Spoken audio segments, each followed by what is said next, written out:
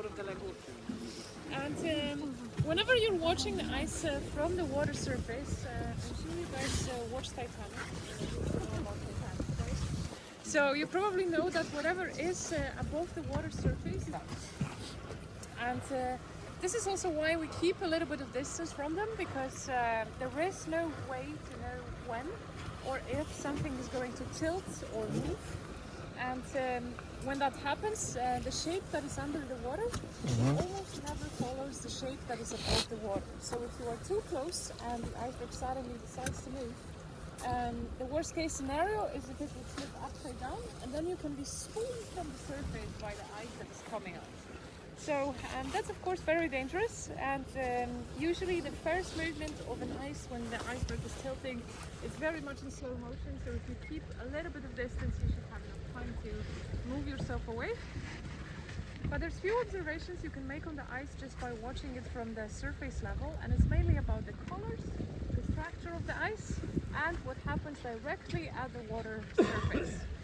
So glacier ice has this unique feature that it's filled with oxygen, and oxygen in the ice appears in these very tiny air bubbles. This is simply the primary reason why icebergs float, because they are full of air, and what you are seeing is actually naturally a color.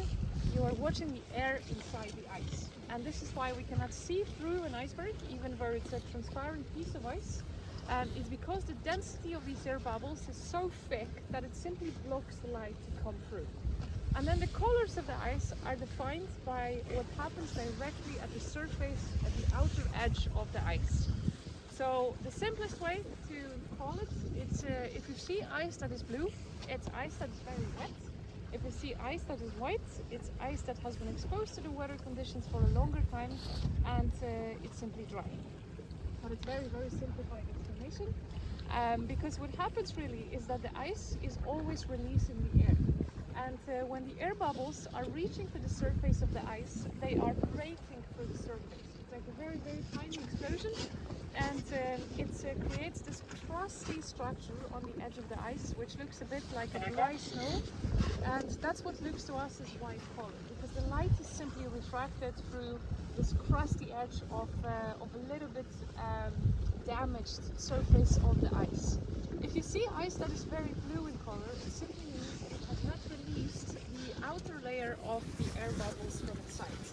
And it's usually because the air bubbles are blocked because of additional moisture that is in the ice, and light is refracted through that additional moisture. So for example, when the iceberg is tilting and it comes out of the water, there's a big water flow on the edge of the ice, and it's simply water that is not part of the solid mass of ice, but it stays around the ice. And for as long as this process is a fresh ice, it's ice that recently came out of the water or recently broke off something bigger, if you see something very dense blue in color, it must be something very fresh. And it's a repetitive process, so this is probably the only activity in Iceland that is actually worth doing on rainy days or straight after rainy days, because you can actually see the colors of the ice. If you would come here on a perfectly sunny day, in perfect sunny weather, everything in the lagoon is white.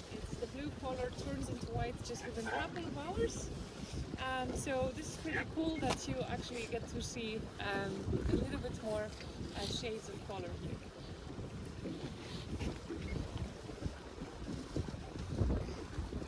And the third color that is very present is of course the black color, which is simply volcanic ash. And you can see it also very present in the structure of the glacier. And this glacier, Mount Rimmerfoot, is about 3,000 feet long. The part that we are seeing today, it's called Breide Merkejokk. I don't know if you remember. But Breide Merkejokk is the widest outlet of Vatnajökull, and it was a separate name for several reasons, but you have to think about Vatnajökull as looking off the cliffs. It's the largest glacier in Iceland, the largest glacier in Europe, considered by the volume of the ice. And it has many outlets. Each of these outlets has a separate name because there's a different geological history and different geological activity in those areas. So what's special about Breide Merkejokk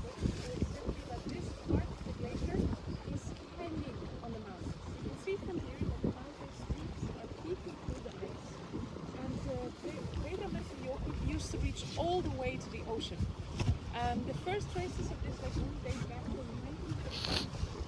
And in 1930, there was two small